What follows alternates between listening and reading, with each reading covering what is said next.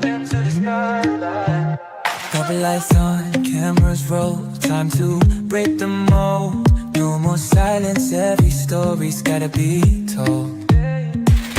Truth in the air, no filter, no disguise. Real talk, real change, we open up your eyes. We got the voices that are changing the game. Fearless, unchained, calling our names. From the struggles to the rise, we expose, we ignite. No topic too deep when you step in the light. We got the answers, spotlight, let your truth be heard. Unfiltered conversations, every thought, every word. We challenge, we question, we dive in the deep, breaking the silence. No secrets we keep.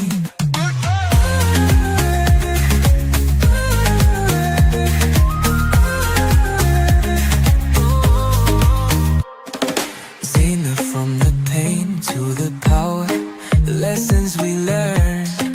Voices of the people, let the fire burn. Dr. Donna, Dr. Laxley, leading the way, guiding the truth in a world full of gray. Experts, activists, voices untold.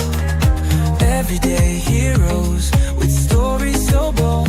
This is more than a show, it's a movement, a spark, illuminating shadows, bringing light to the dark. We got the voices that are changing, be heard. Unfiltered conversations, every thought, every word. We challenge, we question, we dive in the deep, breaking the silence. No secrets we keep.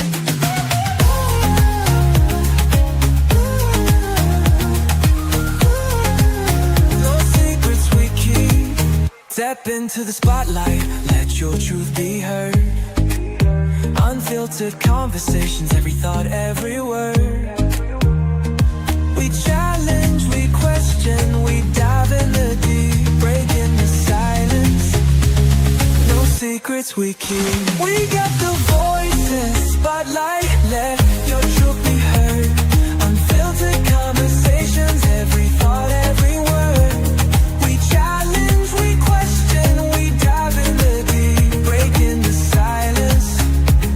No secrets we keep. And if you want the real, then tune in right now. We're breaking down walls, no backing down. One mic, one voice, one mission tonight. Step into the spotlight, let's get it right.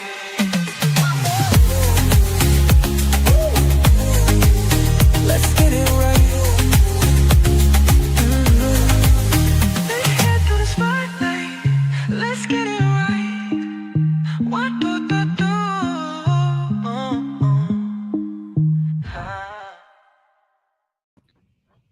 Hello, hello, everyone, and welcome to In the Spotlight. This is the home of unfiltered conversations where real talk is what we do, and I am none other than Dr. Donna Thompson. And I'm Dr. Laxley Stephenson, and together we are your moderators. Donna, you're dancing. The What's up? song's in my head.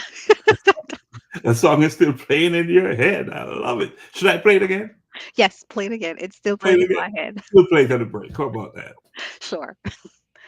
How are you? I am awesome. It's thunder and lightning, all kinds of stuff happening outside my window. But I'm so grateful and thankful for it, right?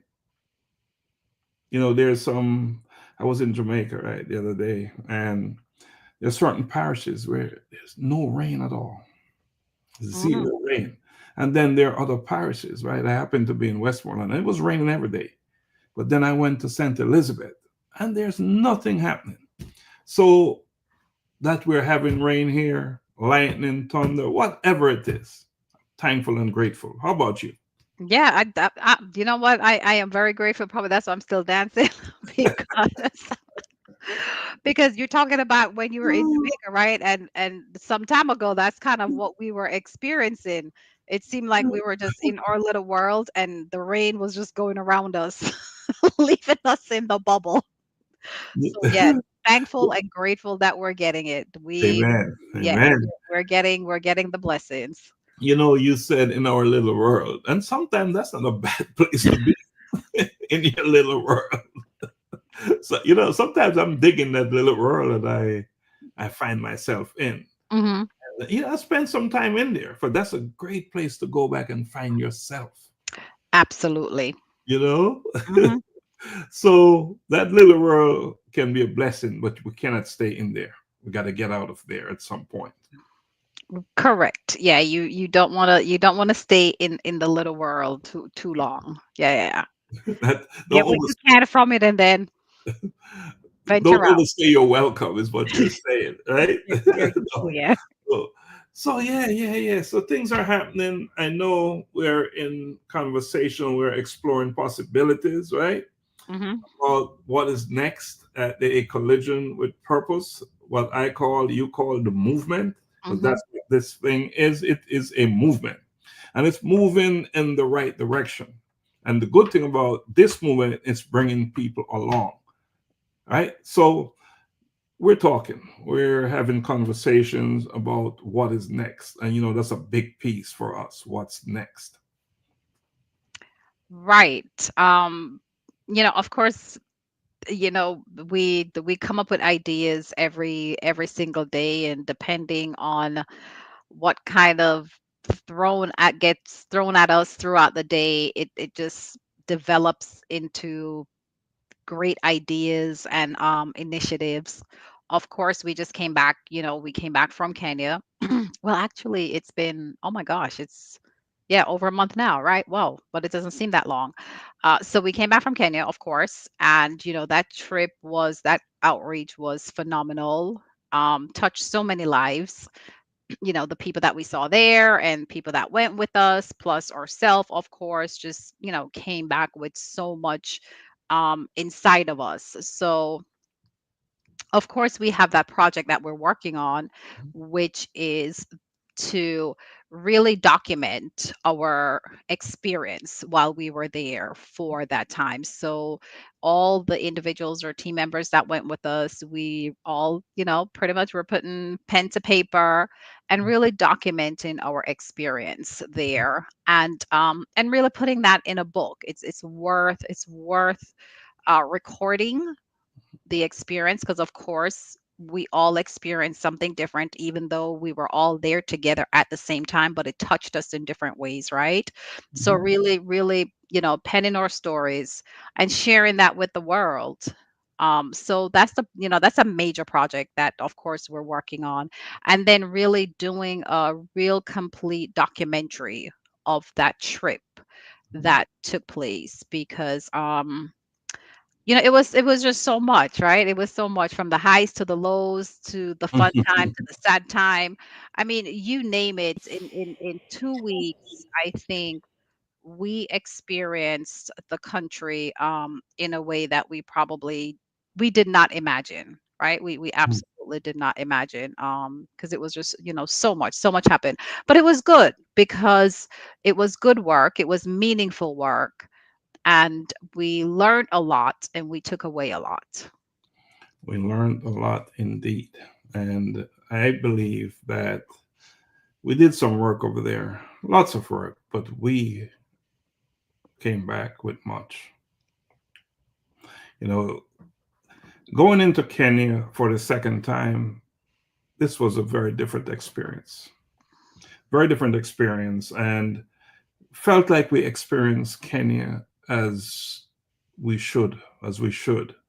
Going into the belly of it, so to Mhm. speak. Going to the belly of it, interacting with people, local people, experiencing Nairobi, and what a city that is.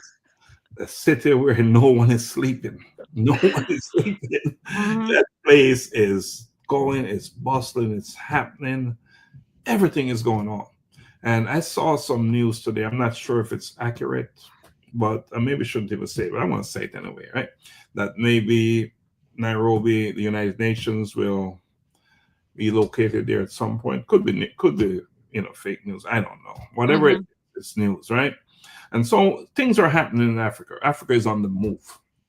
Africa is on the move. So if you are not in tune with what is happening in the different countries in Africa, highly recommend that you get with it. Check it out, find out what is going on. So as big things are happening there. Big things are happening everywhere. It's Mm-hmm. happening here where we live. It's happening in other countries or Jamaica, where we're both from Jamaica, of course. So big, very important to us. And keep that in mind. There's a big event coming up here, and I think it's on July 9th. July 9th. Mm-hmm. It's the August 9th. August 9th. Yeah, yeah. Mm-hmm. July is done, huh? This is Mm-hmm. the Today's the last day of last July. day. Yeah. Yeah. July 2025. That is. Because before you know it, we're going to be back in July 2026. Yeah, so Atlanta Jamaican Association Ball is getting ready to go down. So get your tickets. We will talking more about that on our Monday show and driving that home. That's a big deal. That's a big deal because it's all about giving back to the culture, doing the work. So, but we have a show tonight. We have a show tonight. We have a guest.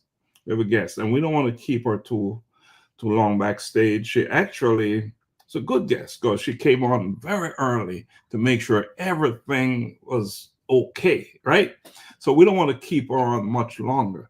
But before we bring her on, Dr. Donna, can we take a quick break and then we'll bring her on? Yes, sure. Okay, let's do that. I'm a boy kid, I'm a boy kid. I'm a boy kid, I'm a boy kid. I wake up in the morning and I praise the Lord. I thank Him for His protection and I walk in His steps, declaring that today's provision is set up for me. I love God and I love my friends. Yeah, I'm a bold kid. I'm a bold kid. I'm a bold kid. I put on my armor and I write His word, blessing come out of my mouth. Cause I know to whom I belong, I am bold for Christ. Holy Spirit dwelling within me, carrying His presence wherever He sends me. I'm a bold kid, I'm a bold kid. I'm a bold kid, I'm a bold kid. Loving others as He told me to pray for healing, miracles to see, knowing my identity in Christ, He is in me. I am a bold kid, He loves me, standing firm on His word, proclaiming everything I heard, not afraid because He is with me. Be bold.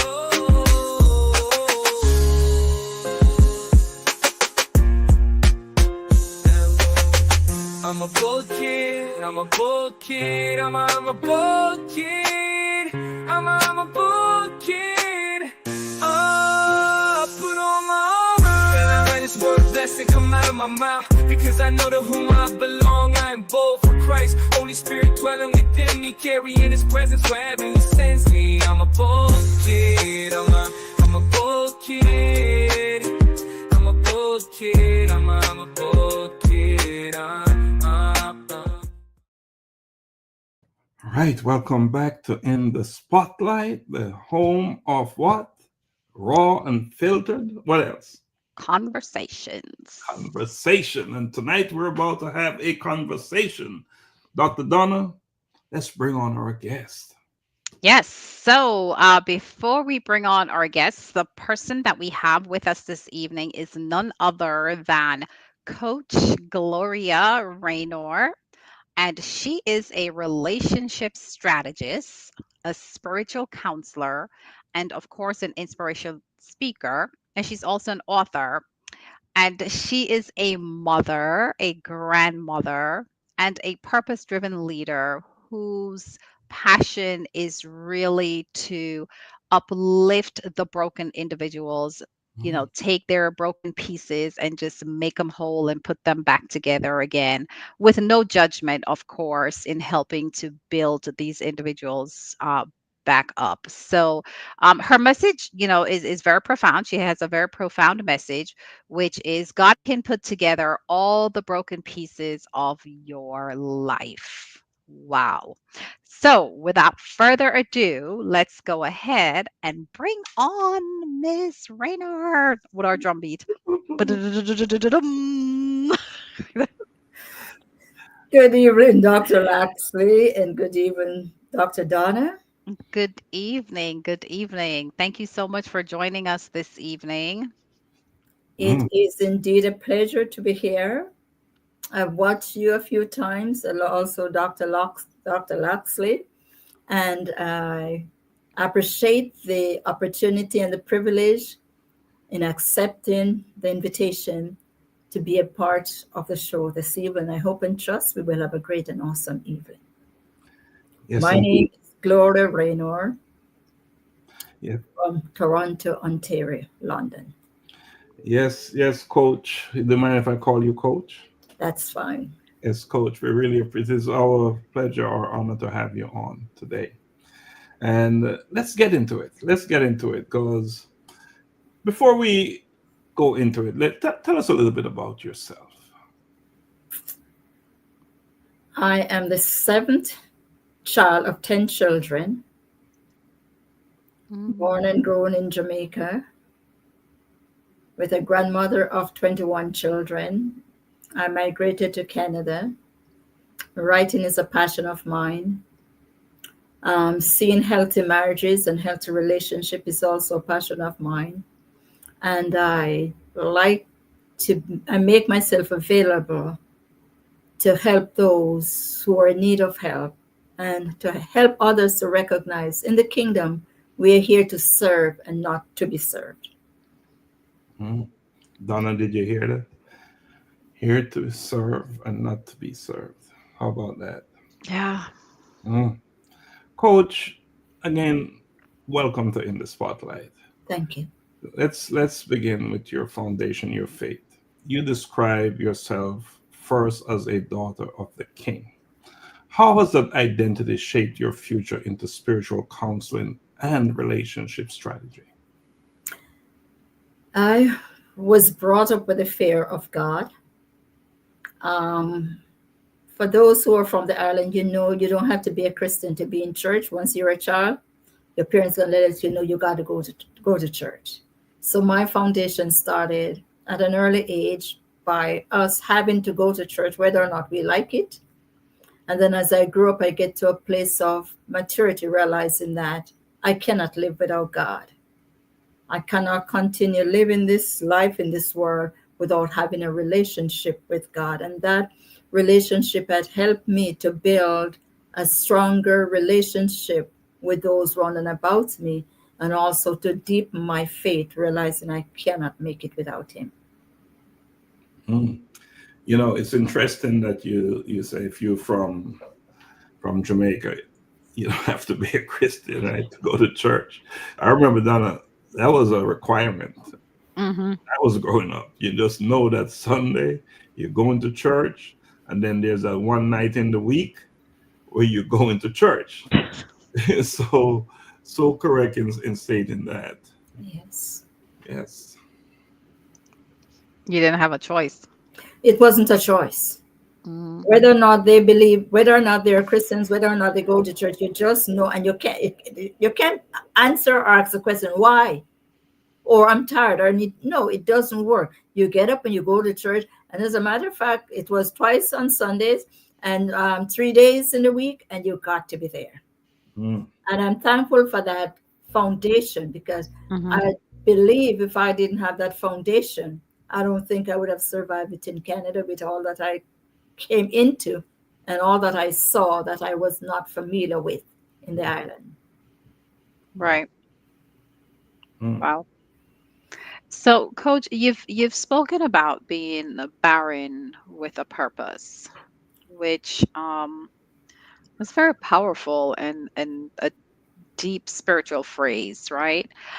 Can you unpack what that really means and how it has shaped your personal or your professional journey? Well, I followed a few women in the Bible that has been barren. It actually based on Hannah Mm-hmm. of the Bible, along with several other women. There's seven of them that stands out predominantly as barren women.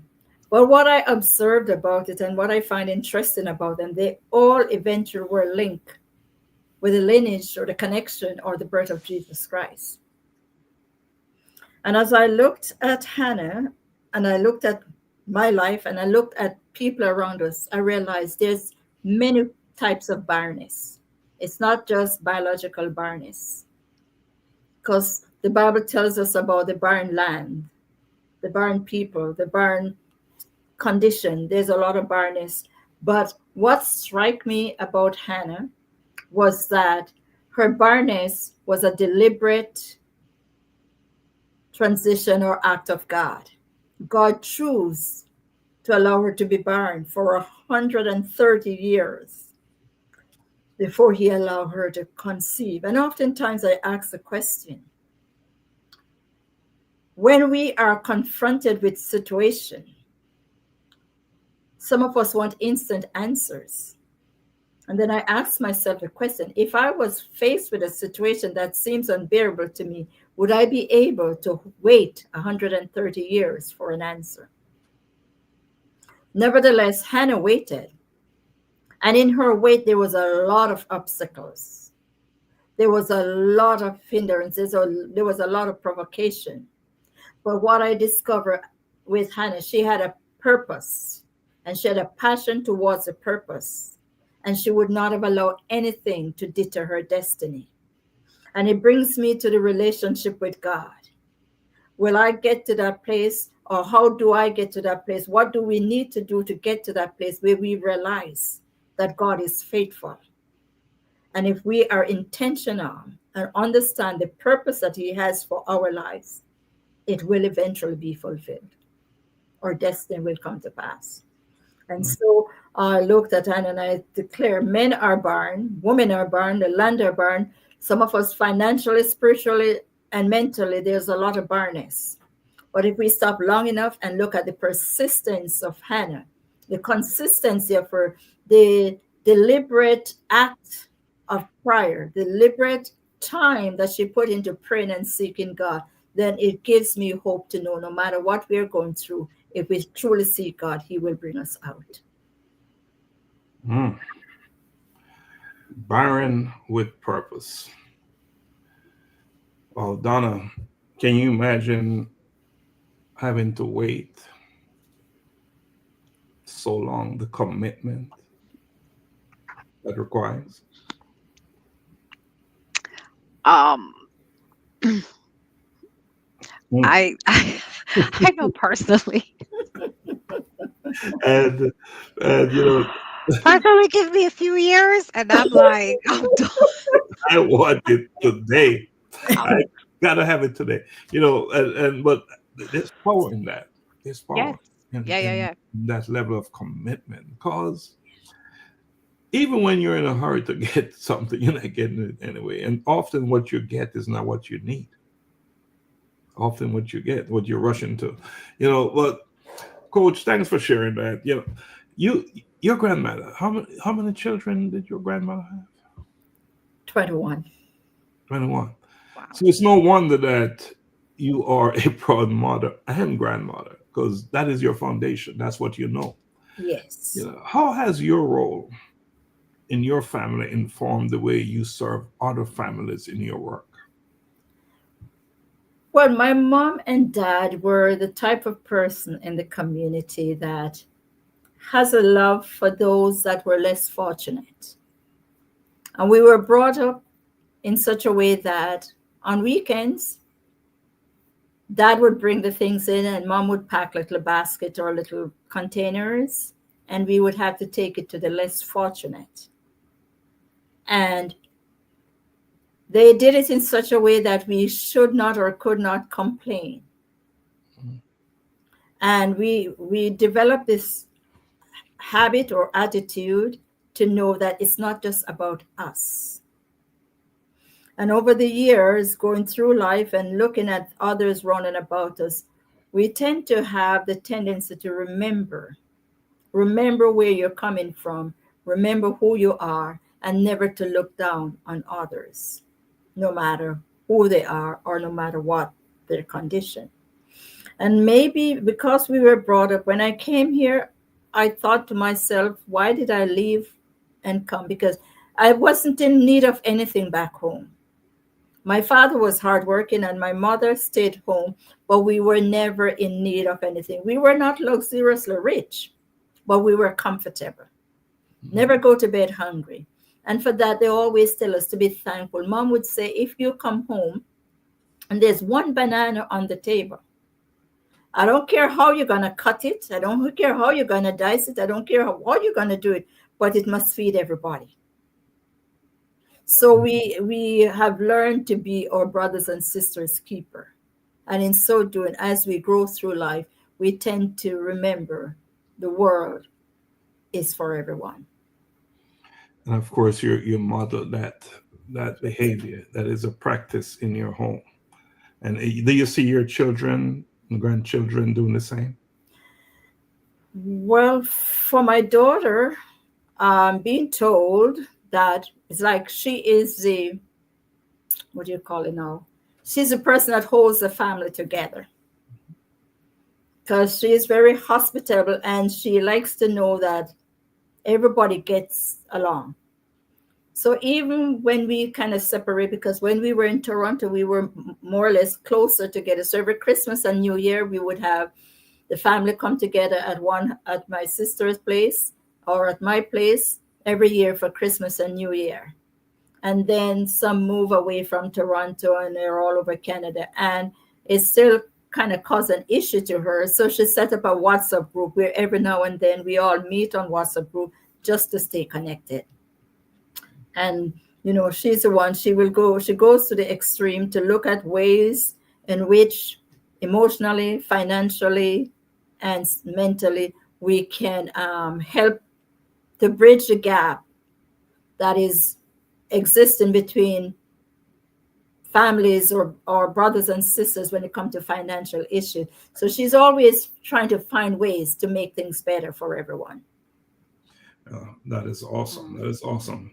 Dr. Donna, I know you have a question on navigating brokenness and building wholeness. Yes. And it goes just like what you're explaining with, your daughter and the capacity, how she tries to keep the family together. So you've worked closely with individuals, couples, families that you know they're having to deal with broken communications and emotional pain. What do you see as the most common root of some of those relationship disconnection today, and how do you even begin to repair such damage?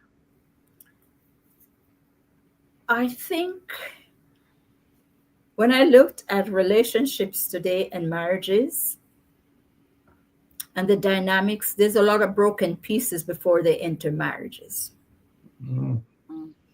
And sometimes we don't assess it and sometimes we're not conscious of it, but we have baggages before we enter marriages.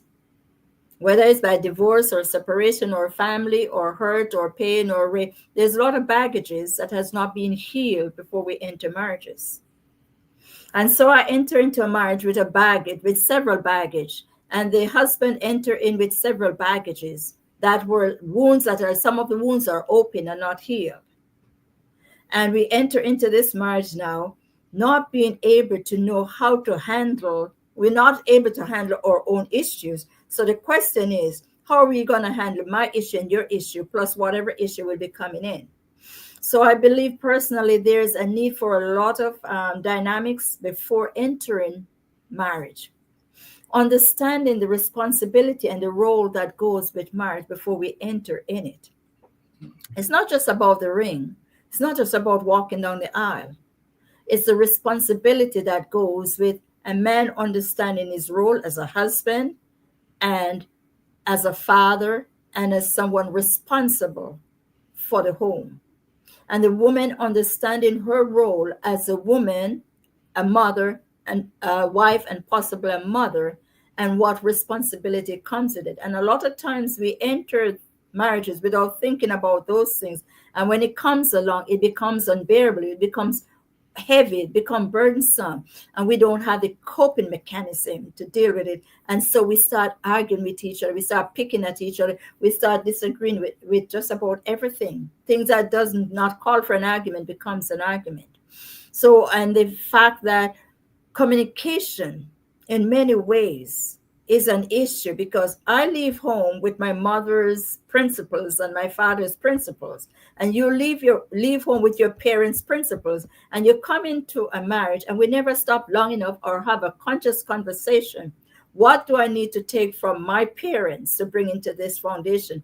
And the husband doesn't stop to say, what should I take from my parents to bring into this foundation to build our own foundation? Many times we build on our parents' foundation, and because it now becomes four foundations, we don't have a solid foundation. And when trouble erupts, we look back what mama did, what papa did, what mama said, and we also go into another phase of conflict. So I believe that we need to examine ourselves, examine our brokenness before we enter into the relationship, and be ready and willing to be open to place our issues on the table and either work them out before we go there, or say, this is my problem.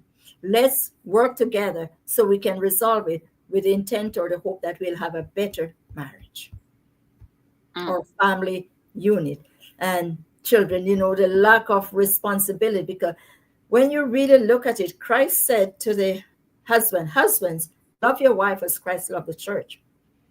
Now, when a man becomes a husband and understand what that means to love his wife as Christ loved the church, we would have far less problems in marriages, because you would understand it's 100% commitment to that person, and vice versa, husbands and wife. And when the wife understand what Christ means when he said respect, reverence, and honor, and submit to your husband, when we understand those terms, we will have less problem in our mind, because Christ is not talking about submission in the sense of a mat, or not seeing you as equal, not seeing you as somebody to be respected, but is understand that our roles are different, and I need to respect you for who you are, and you respect me for who I am, and we build on that solid foundation that Christ has given to us, that when we are in error, we know exactly where to go and how to deal with because of what he has given us. It's a spiritual thing. Marriage is a spiritual thing. It's an intimate thing, and we cannot separate them from each other. But we enter with so much emotion that we block out the spiritual aspect of it, and by so doing, we tend to mess things up. That's a lot. That's a lot to unpack there. You know what, Coach? Question on the foundation, what marriage represents as you, what marriage is as you just define it and explain it. Do you believe a young couple today, they're processing marriage like that? No, most of us don't. And I think that's why we are having a major issue. And many of us believe that because we're adults, I know exactly what I need. And 9 times out of 10, we don't see the traps down the road. We don't see the hindrance. We don't see a lot of mishaps. And what we see at the moment is the love, not even love, we see emotions. We see our emotions, and I can't do without you, and you can't do without me. But deep on the inside, I don't even know who I am, and you don't know who you are. So we need to do a self-assessment, a self-reflection, and truly ask myself, who am I? What am I looking for? What am I bringing to the table? What do I have to offer to this husband or this relation or this family? And what do I expect in return? What am I looking for? And many times we don't ask those questions because we see our emotion. We see the desire for the flesh, and we go after the flesh. But after the flesh wears off, what substance do we have to stand on? And those are some deep questions that we don't ask ourselves before we enter into marriage. Or into relationships. And into relationship, and then it causes a problem. Yes, indeed. Now, and just listen to you, there is a deep need for healing, self, right? That's what I'm hearing. But individuals, people, they're not making that assessment and examining self and say, I have issues, or I have problems. There are other factors that is driving the need to get married, like economics. So, what do you say to this young couple when, as an individual, they can't survive, but coming together, it's going to give them greater potential to survive? Well, the Bible tells you that two is better for two to be together. You can keep each other, but at the same time, we have to look at the consequences Mhm. and the cost. We have to weigh the cost, because sometimes we say coming together will make it more effective, but sometimes it causes us more heartaches and pain. Number one, today, if you look at a lot of us, we're living above our means. We do not stop to manage our finances effectively. Quote unquote, not everybody, a percentage of us have no clue what it means to live within a budget. We have the system of fast food today, and everybody wants to eat out, and we want to save, and we want to prepare ourselves, and we want to be more financially stable. But we don't stop long enough to look at how many 50, how many 100, how many 140 we spend 3, 4 times a week on eating outside or dining outside or trying to entertain people to look good while we are dying on the inside. A lot of us don't realize that our credit card is not a cash card, it's a debt card. And we tend to use it to fill the gaps where our paycheck doesn't fill. And then eventually we become burdened to one another. So for a lot of young people, there's a lot of them don't want it, but a lot of them do need to understand. They need to have some basic foundational principles in regards to money, spending, finances, and a lot of things that really is destroying marriage today. They need to have some fundamental truth about it and reality about it before they enter into the marriage or into the relationship to save themselves. Because sometimes we say two together will do better. But then what happens when one is very spendthrift and the other one isn't? And I earn $200 and you spend $190 out of it. Leave me with $10. How are we going to survive the rest of the month? So there's a lot of things to take into consideration that may seem minimal because we don't really put it to pen and paper, but in the long run, it's very costly. Mhm. Dr. Donna, you respond to that one. Oh my goodness. Yeah, I'm taking it all in. Yeah, because there's, just like you're saying, there's so there's so many factors um to a relationship before you even get to the marriage piece of it. Mhm. That requires a lot of work that a lot of people have not done. And being honest with self is one of the most challenging pieces. No one want to say that I'm not perfect, I'm broken, and I need to be fixed, right? Mhm. Before they get into a relationship, much less marriage. But nevertheless, I see where you believe in a more holistic, spiritual, emotional, and physical healing process, right? In a world where everything is so compartmentalized with healing, how do you guide your clients towards that kind of integrated restoration and healing? We have to bring them back into the reality of your body. We compartmentalize life, but if you look at it, our shoulder cannot do without our head. I may be able to do without a limb, a hand, or a foot, but if you take my head off, I'm no good. So when we look at everything that is going on, we need to get individuals to understand that when we compartmentalize things, we somehow have to be able to bring it back together. We have to be able to make it a whole. Now, you may not be spiritual or you may not be God fearing, but there's something out there that attracts you to consider yourself in need of something. You may get up in the morning and physically you're okay. Your body physically may be fine, but your mind is not stable. Your mind is distorted. There are certain thoughts that go through you. And in order for you to be able to get your balance, your emotional balance and your physical balance, you got to go inside of that mind and have a conversation with it.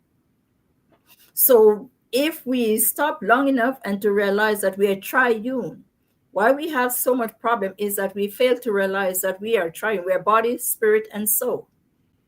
And in order for us to function effectively, we have to acknowledge that the three has to work together to be able to function. So we don't function as we should because we're using the body and the mind and distract the soul, or we are using the soul and the mind and forget about the body. But we have to use all three together to be able to have a full functioning body, mind, spirit, and soul to be able to give us that satisfaction that we desire. Because many people are looking for happiness outside. We can't have happiness outside. Happiness is an internal thing. I have to learn to be happy with myself before I can be part of the happiness.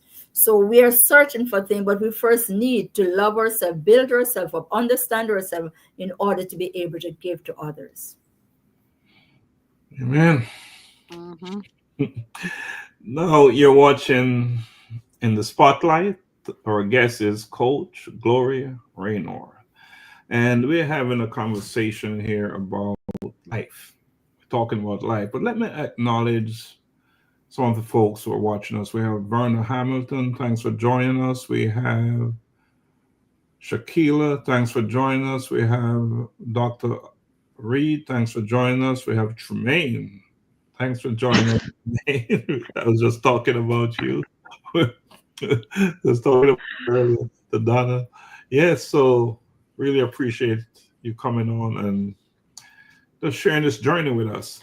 All right, so Coach, Yes, what Doc? do you, what do you say to a person who feels like their situation is too messy to be redeemed? It's gone, in their opinion, it's just gone too bad, right?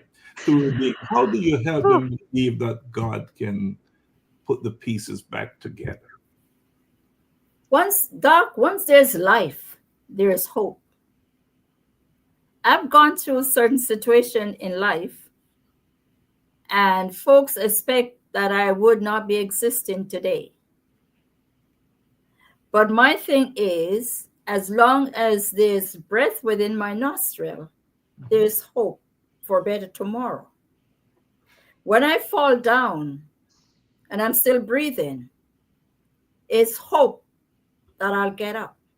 So no matter how messy or mess are, in our mess, we have someone who knows how to turn our mess into something worthwhile.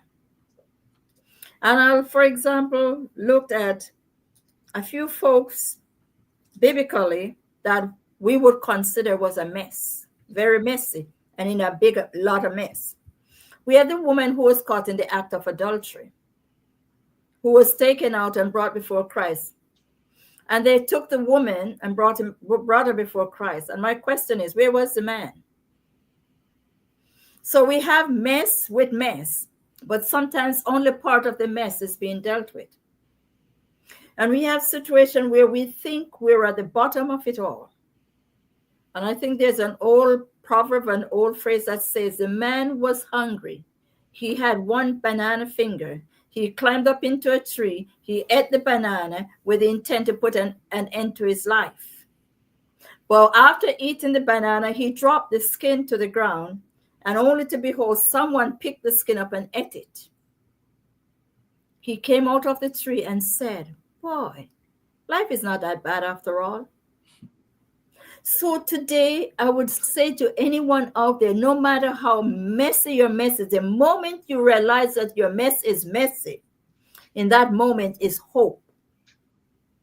The very moment you identify that your condition, your situation is messy, that same moment is your moment of hope to say there's hope for me. There's a way out for me. There's a possibility for me. You just got to now use that touch of hope, that little ray of light, and ask yourself, where do I go? Who do I turn to? How do I cry out? And if you don't have no one around you at that time, there's a man that is unseen that you can cry out to. And if you don't know him, you can find a friend, because sometimes what happens, we are afraid to tell someone what we are going through. And by so doing, deny ourselves of help. That is something sometimes imperative to our situation.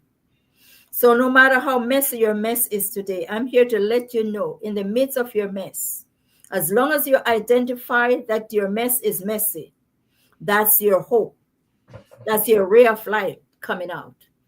And if you take that ray of light and work on it and seek help and believe on your inner strength, because we have an inner strength that we don't often acknowledge, and turn it inside out and use that ray of hope and build on it, you can get out of your mess.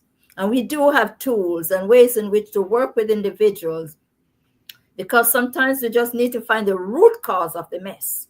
Once we discover the root cause of the mess, we'll be able to take care of the mess. But many times we don't get to take care of it because we are dealing with the bandages. We are dealing with outside surface without dealing with the source of it. And when we find the source of it, it can be dealt with. Hope that answered your question. Sure did. And big piece here is you must acknowledge that there is some mess. Right? That's the story. Embrace it. Yeah, acknowledge it, embrace it. Because once we acknowledge and embrace it, it makes it easier. But when I keep denying that I have a problem, I keep denying that I'm in a mess, I ain't gonna get no help. I have to literally come to myself and say, come on, girl, wake up. You're in a mess. You need help, and move forward. That is it right there. Dr. Donna? Oh, wow. Yeah, and I really like what you're saying in saying that it's okay to acknowledge your mess. But I think it's also important for us to let our male know that it's okay for them to admit that they're in a mess as well. Because sometimes, like often, it seems like it's more women saying, my life is messed up. you know, the marriage ain't working, da, da, da, da, da, or the relationship not working, and all these different things, right? But men go through things as well, Yes. right? Our men go through things as well. And I know the only male we have is our dear Dr. Stephenson. But I do want to say that our men go through things as well. And it's important for us to know that as humans, it's really okay for us to admit that things it's just not going the way it ought to be, right? And get the help that we need, because we all have brokenness. Yes. All And right. yes. And the reality is, if you look at it, we, the women, are at a greater advantage than the men. Mm-hmm. Because to me, men hurt twice as much as us. Because Mm-hmm. we have wives and women who abuse their husbands or their mate like it's going out of season. Mm-hmm. And because they're male, they refuse to speak, because it's like, what will be said of me? How will my friends perceive me? So, yes, men hurt twice as much as us. And because, again, we are in a liberated atmosphere where when we are wrong, we get the right. A lot of us abuse that privilege and right. So it's for us to understand also that a lot of men were brought up not to cry. Mm-hmm. A lot of men were brought up to think that expressing emotion is wrong. So again, when we find our mates, we need to have a serious conversation of your pain and my pain. What affects you while you were growing up? What affects you now? Wherein lies the issue, with the hope that you both can see each other eye to eye and work with each other to heal the brokenness, because until we heal the brokenness, there won't be any healing. Right.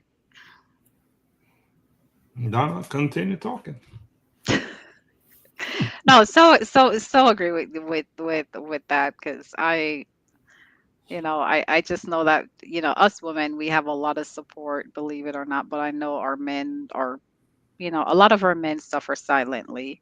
And then unfortunately, a lot of us take those broken pieces, try to bury it, and then move on to potentially another relationship, and you just end up keeping a bad cycle going, and Yes. destroying someone else and things of that nature that continues to happen. But we're talking about, love, covenant, and sacred relationships, right? And you teach about covenant marriage and the sacredness of love. Um, but we know that we're living in a culture where, we see oftentimes now it treats marriage like it's just something that's really disposable. You put it in the garbage disposal, turn it on and get rid of it. What do you believe is missing from our understanding of God honoring love? The certain cycles need to be broken. Back to the men. And the men who are hurting, they also need to know that it's okay to say I'm hurting. It's okay to speak to someone, or probably speak to yourself, or grab a journal, go to the store, buy a journal, write your pain, write what you're experiencing, and probably every now and then sit back and reflect on it and ask, if it was someone else, what would I say to them? And start building a way of healing yourself. And if you find that's not working, seek professional help, seek counsel, or find a male figure that you can confide in, that will be able to encourage you as a brother or a father, or as someone who understands what it means to need a shoulder to lean on. This sacred covenant is one that, when we understand Abraham and Sarah, or the virtuous woman, many of us ask the question, why would Sarah call Abraham Lord? Sarah understood her role as a wife and as a mother. And Abraham understood his role as a husband and as a father. And they treat each other with the respect that is needed, so they honor each other for who they are. Sarah did not at any point say, I am Abraham, I'm going to wear the pants. Or Abraham said, I'm going to wear the dress, I'm Sarah. They understood their role, and they understood where God plays into the picture.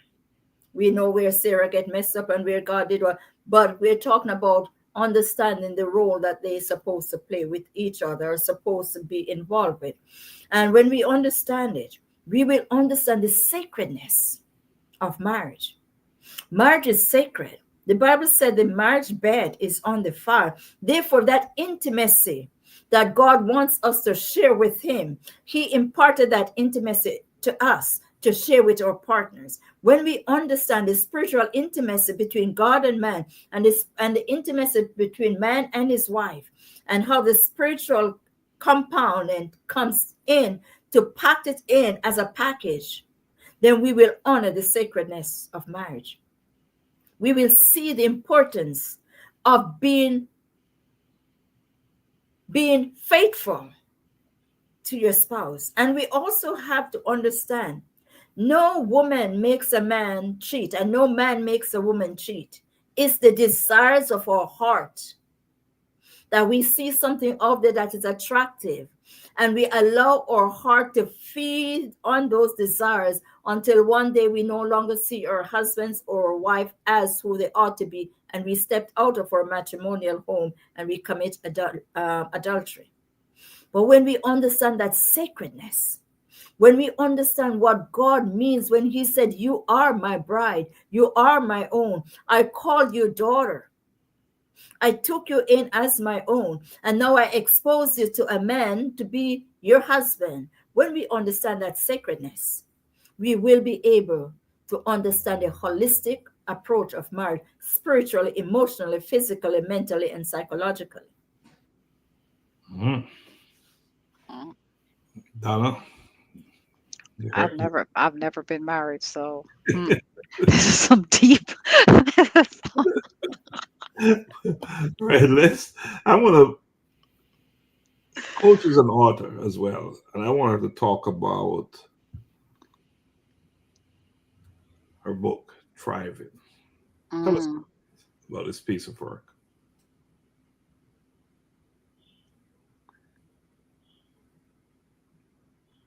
Coach, what can you share with us about this piece of work? Which of them?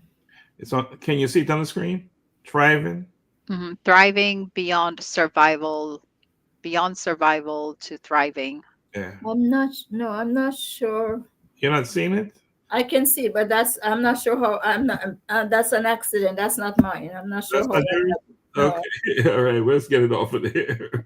but there's one I have. Mothers of Pearl, hmm weeping for rebellious generation, lost without direction. hmm So as we looked at life, and we look moving from Hannah, barren with purpose, fertility in dry places, to a book that tells us about mothers, about our society, about our children, about the hopelessness that many are experiencing. And again, it's going to go back to foundation. hmm You see, today we are living in a society where we figure foundation is not necessary, or everybody wants a foundation but do not want the truth that builds the foundation. And because we have built foundations on such shaky ground, we're now in a season where everything seems offhand to us. It's like we look at our children and we expect certain things from them, but we do not give them the tools to build with. And some of them get the tools to build with, but they got out there and get connected with the wrong source and somehow become messed up. We also in a society today where we have a lot of entitlement children and adults because we failed to build the right foundation. If we looked at our society now, a lot of parents and grandparents, we tend to use our gadgets to rear our children. As early as a month old, we have gadgets in our cribs and all over the place to keep them quiet, to teach them. But at the end of the day, what they're being taught are things that later on become bitter grapes for us. We're busy trying to make ends meet, but we don't have the time to see and monitor a lot. Some parents do, some don't have the time to monitor what their children see, what their children read. And by so doing, certain seeds are being planted in our children at a very early age. And then when they get to 9 and 10 and 11, we see some behaviors that we wonder where it's come from. And I'll give you an example. There's two young brothers. I think at the time one was 9 and one was 12. And they had a game that they play. And this game was a game that if you lose, the penalty is death. And it happened thus that every time they played the game, the bigger brother won. And the little brother never win. And one day I went by their home and he wasn't looking right. And I asked him, what's the matter wrong with you? He said, he feel like dying. I feel like killing myself. I said, what? You feel like killing yourself? What happened? Anyway, to cut a long story short, he tells me about the games that they play and how we never win, and the end result is that the person that doesn't win die. Now I have to take a whole lot of time and find a grandmother and find them to talk to them, to ask them to monitor him, to observe him, to counsel him, and also speak to the brother and the father. Either watch the games that they're playing or ask the brother to allow him to win every now and then so he doesn't feel that rejected. So I say that to say sometimes we plant seeds in our garden, in our homes, in our children. And when it starts bearing fruit later on, it's some fruit that we do not like. And so today in our society, in order for us to be able to get away from this entitlement, we need to realize that we need to spend time with our children. We need to rear our children with certain disciplines and certain respect. We cannot allow the outside kingdom. We cannot allow the law. We cannot allow the world to grow our children and expect them to be fruitful in a positive way. What a picture you just painted, but it's real. It's a reality. Coach, your mission emphasizes intentional communication, and you're talking about communication there, how we're communicating with our children. What are some of the practical steps couples and families can take to rebuild trust and re-establish meaningful dialogue in the home? As parents, some parents need to understand that children are not objects, that they have a voice, and they should not always be silenced. We should allow them to speak, and when they speak, we should be able, as parents, to guide their conversation in such a way that they know right from wrong. We should also realize that they have a mind of their own. Just like how we're adults with a mind, they're children with a mind. But oftentimes we shut them down faster than they can speak. And sometimes we make them dormant for a very long time. And it's not very positive.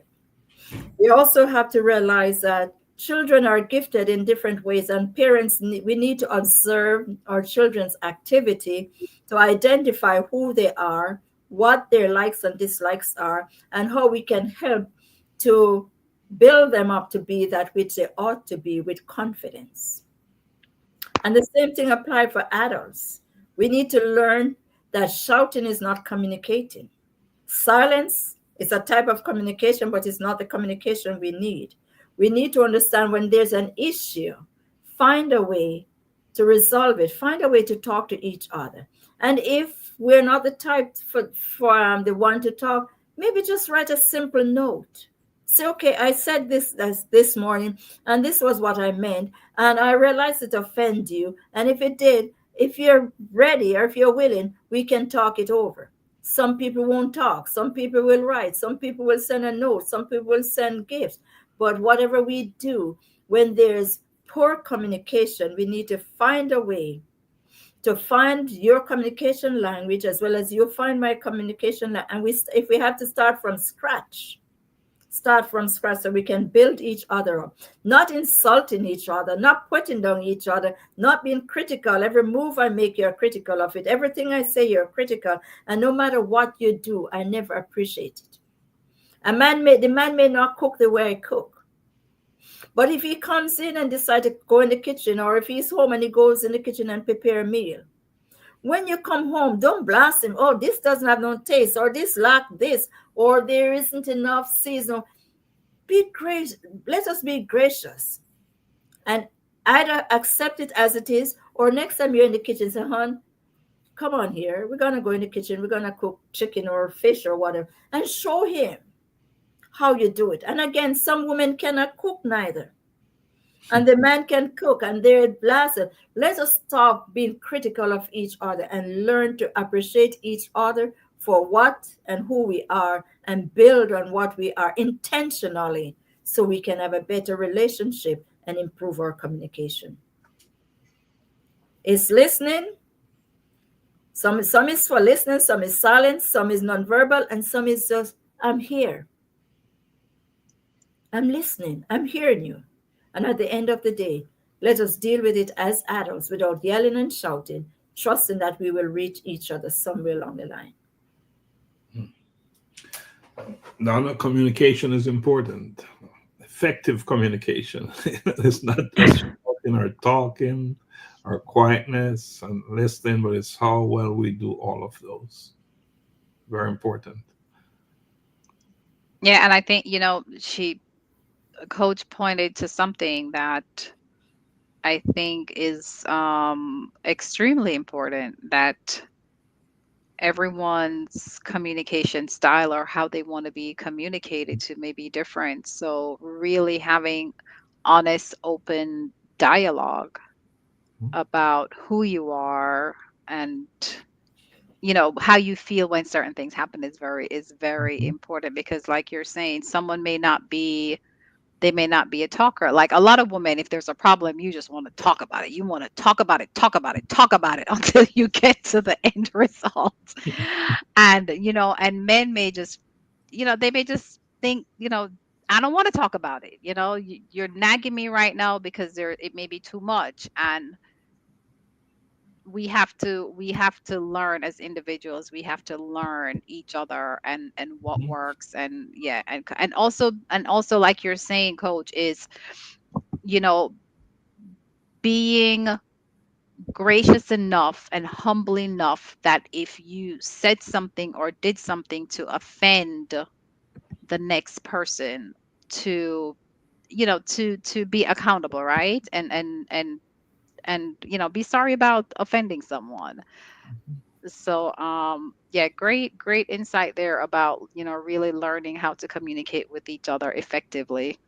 And it's back to the initial conversation that when coach shared that you need to know your partner and Mhm. your children for that matter.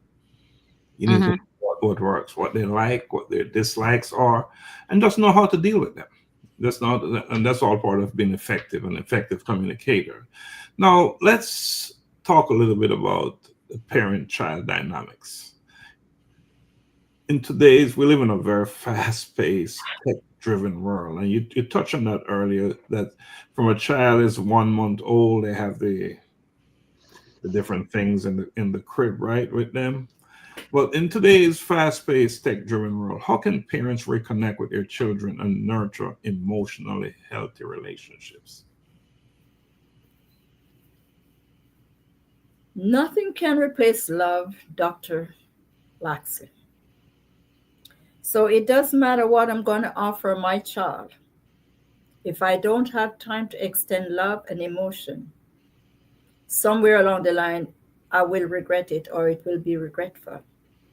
So, in spite of the fast paced society that we're in, we need to budget time into our day to build a relationship with our children. And we can't wait until they're 10 and 12.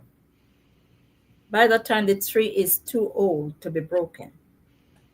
So if I have a child, and yes, our days are busy, our world is busy. And as we all know, the world has done it in such a way that both parents have to be at work to maintain a regular lifestyle, because some of them, although both are working, they are barely making it. So, but I think another thing that can be a contributing factor to help boost it is like you have a lot of husbands or a lot of men who goes out and come in and they sit before the TV and they watch the sports or they watch certain games or they do whatever it is that make them comfortable. And I go to work and I work 8 hours and I come home. And you expect me to go in the kitchen and prepare the meal, get the children ready for bed, clean the bathroom, probably set the bath for you, probably prepare your lunch for work tomorrow after coming home from 8 hours. Now, if you, the husband, understand that we are living in a world dynamics where both persons are required to work, and you come in, or if you come in before me, or it doesn't matter who comes in first, and you either start supper, or you get the children have a bath, or clean up the dishes, or do some. Instead of me coming home and spending 6 hours in the kitchen on top of 8 hours, that's 14 hours plus 2 hours drive, that's 16 hours in the day. In place of that, we come together and we do that together. It's done in 2 or 3 hours. It gives us an extra 3 hours or 4 hours where I can spend some time with the children. We can spend family time together out of that, because sometimes half an hour makes a difference. Now we spend half an hour as family time deliberately, quality, intentional time. Then we have an extra hour that we can spend together as husbands and wife before we go to bed.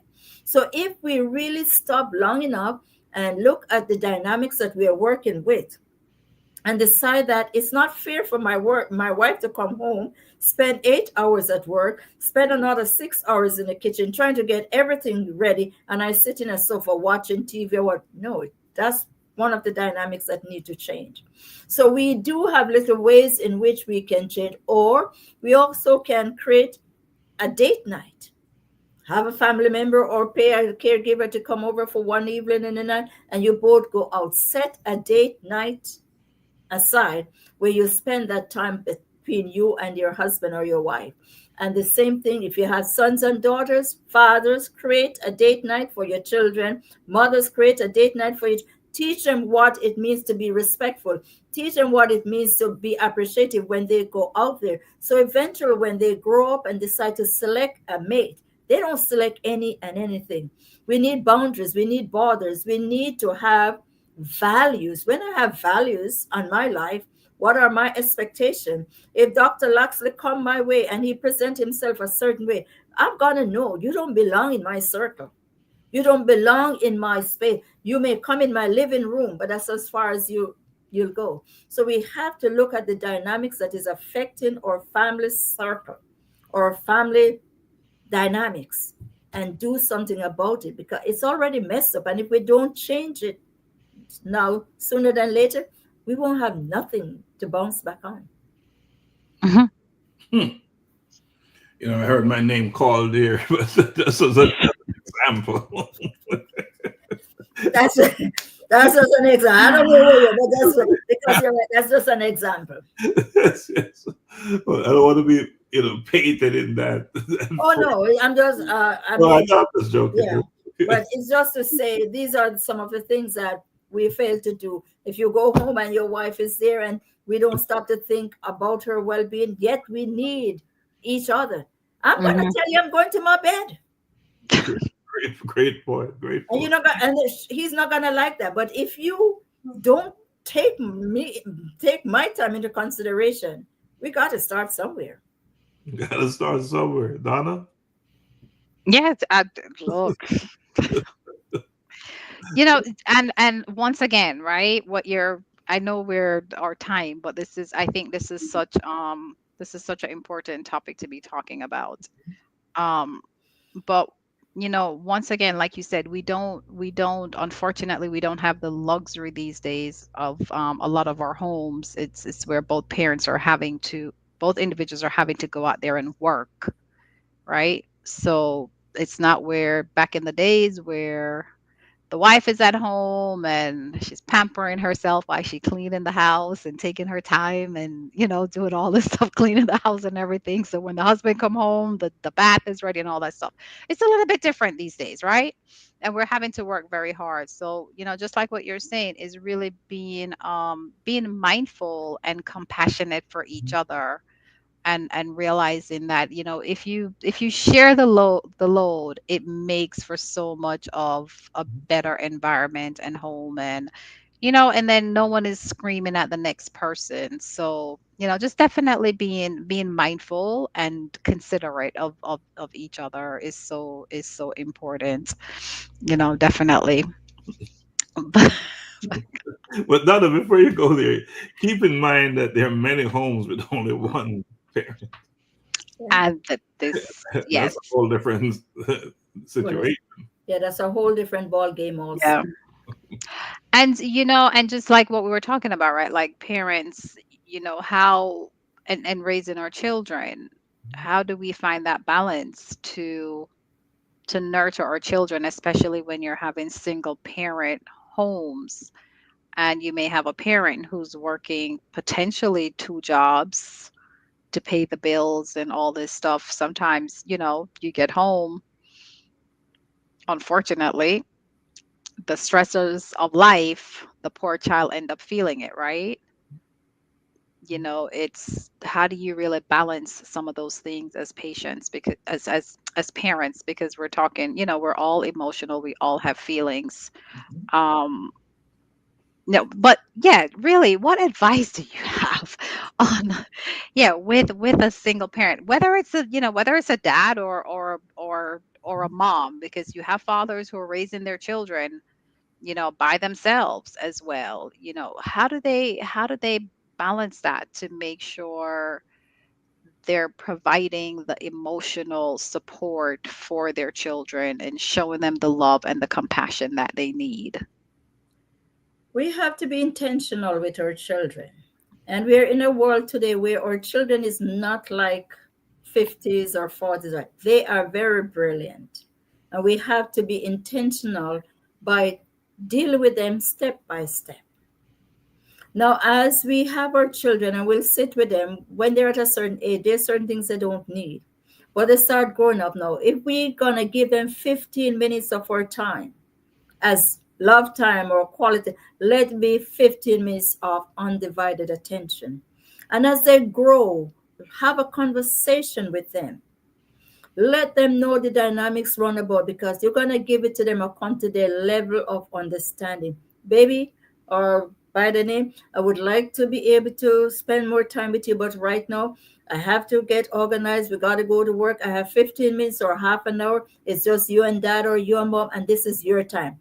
Don't let no phone call, let nothing else distract you. That's their time. And as they grow up and they get older, you explain to them the cost of living or the reason why you have to be keep holding down two jobs and for their own well-being, and they may not understand it all at that time, but as they grow you keep telling them and you keep providing for them, because sometimes they don't need 2 hours, they don't Hmm. need 6 hours, they just want to know that mommy and dad put their arms around and say I love you, or acknowledge them when they enter the room. They have homework. Acknowledge. Did you have homework tonight? How is this? How is good? They just want us to acknowledge and validate them. Men want to be validated. Girls want to be acknowledged. So even if we cannot give them 6 hours, the time that we're gonna spend with them, let it be quality time that they know that that time is between them, mom and dad, and we can work on it because there's 24 hours in the day. And if we really become intentional, we can find enough time to give them a half an hour or a 15 minutes quality time, 2 or 3 times a week, that becomes a part of them. And they know that mom and dad cares for them. Hmm. Okay. Intentional. We Hmm. have to be intentional. So it's not just the time intentionality, but you also must make sure it's quality time, because you Quality could spend time. 3 4 hours and it Yeah. is what it Hmm. is what it is. Yeah. So Lisa, thanks for joining us. And Lisa, a comment, we need to ask our children questions. How are you doing today? And so much more. So true. So true. We're drawing down on time, and what a conversation we're having here.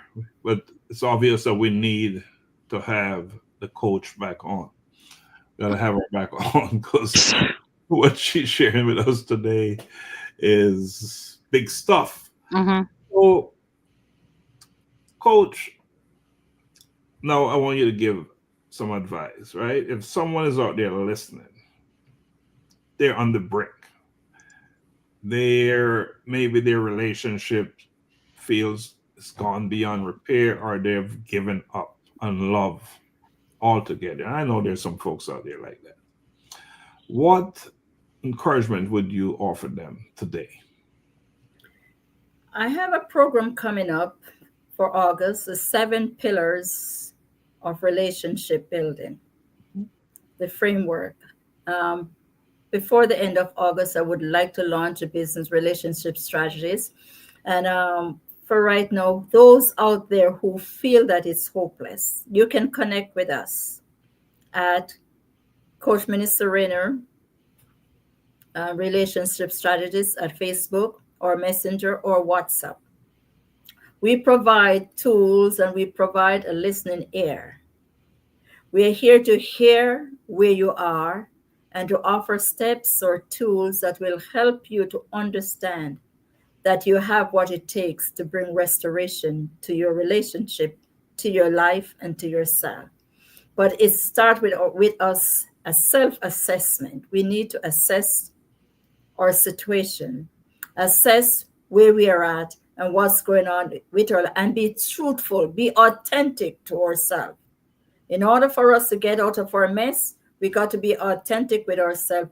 And we need, when we are at a point where we run out of solutions or run out of answers, sometimes it's necessary for us to seek help and find confidential help, individuals who you can speak to or confide in, and who will be able to help you to unload the burden that you're carrying, realizing that no matter how messy it is, there is always a way out of our mess.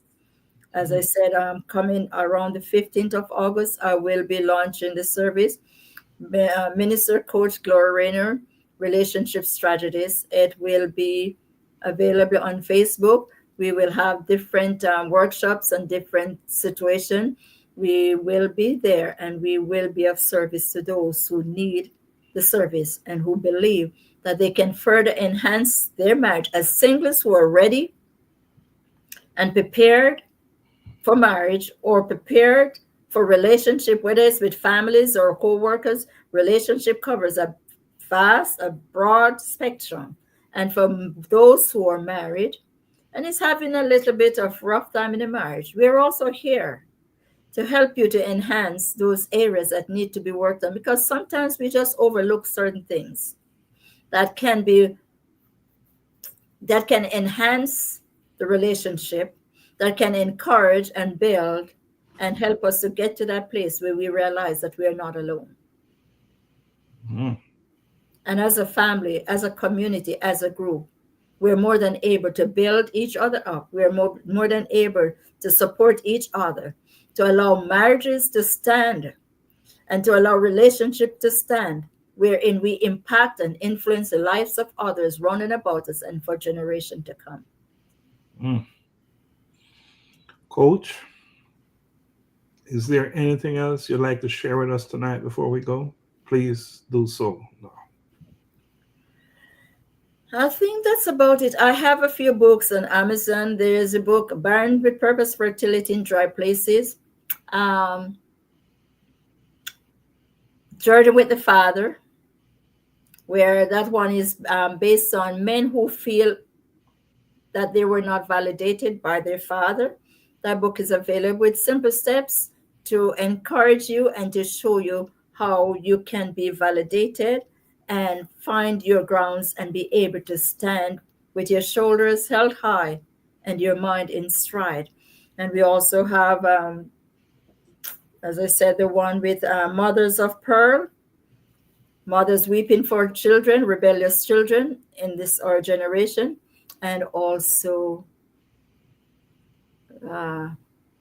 they're available at Amazon. There's about 6 books available on Amazon, or you can go to Wrote by Me/Gloria Raynor. You'll find them there, and feel free to purchase one. And if you, when you purchase one, you read it and you like it, you comment on it, and you just give us some feedback and help us to spread the word. We are more than able to stand with each other, to support each other, and to be the family that we ought to be when we trust and build each other up.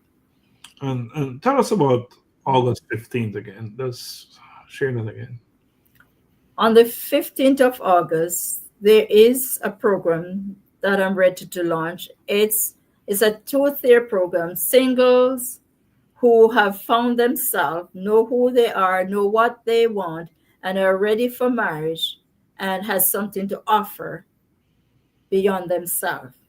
And women who are in marriage but find that because they have been given so much of their time to children and husbands and situation, they actually deny themselves of that personal me time, of that love, of that personal attachment to them. And we want to help them to find themselves again, knowing that they also are a part of the equation.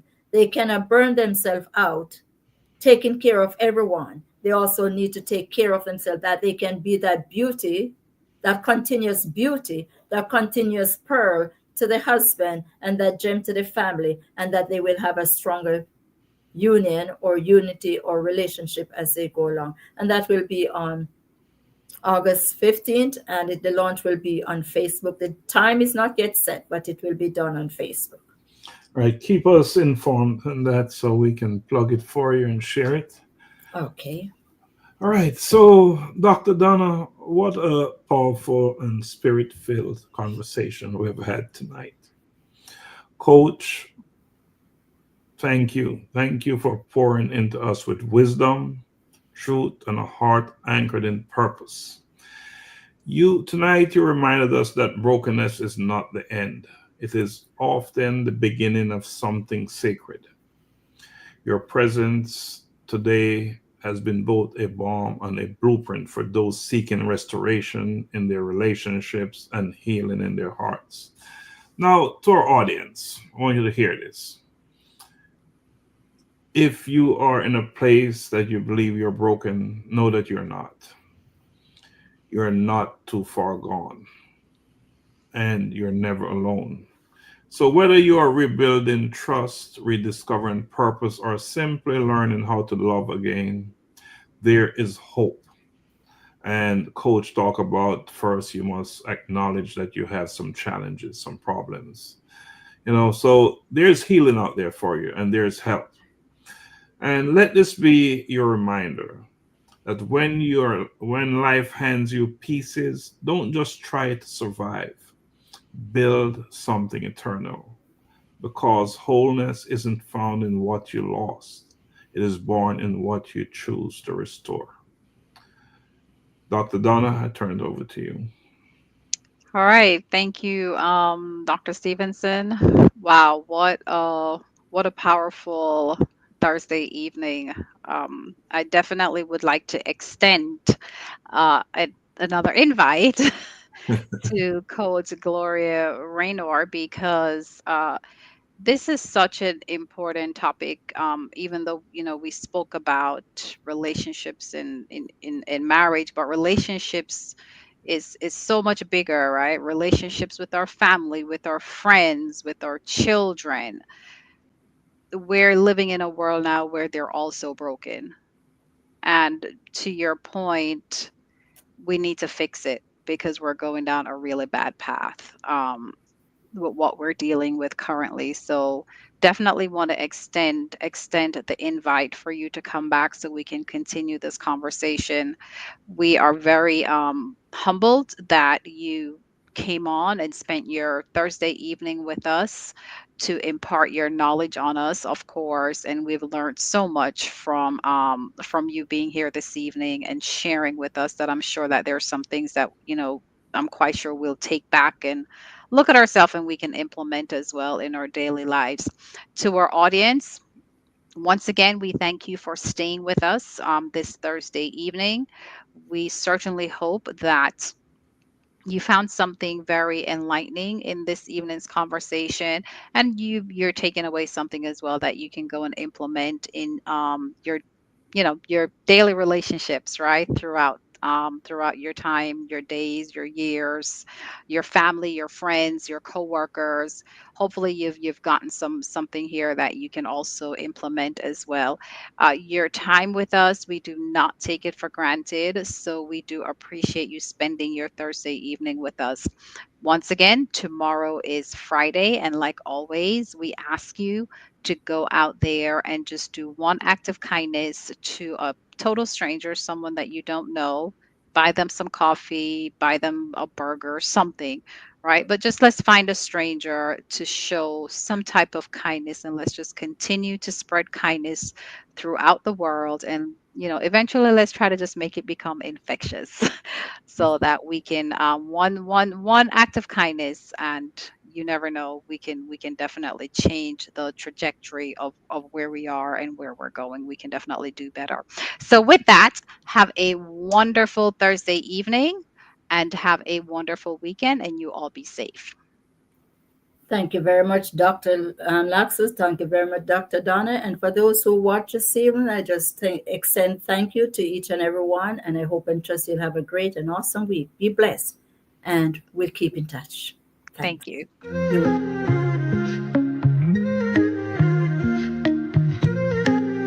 Step into the spotlight. Couple lights on, cameras roll. Time to break the mold. No more silence, every story's gotta be told. Truth in the air, no filter, no disguise. Real talk, real change. We open up your eyes. We got the voices that are changing the game. Fearless, unchained, calling our names. From the struggles to the rise, we expose, we ignite. No topic too deep when you step in the light. We got the answers, spotlight, let your truth be heard. Unfiltered conversations, every thought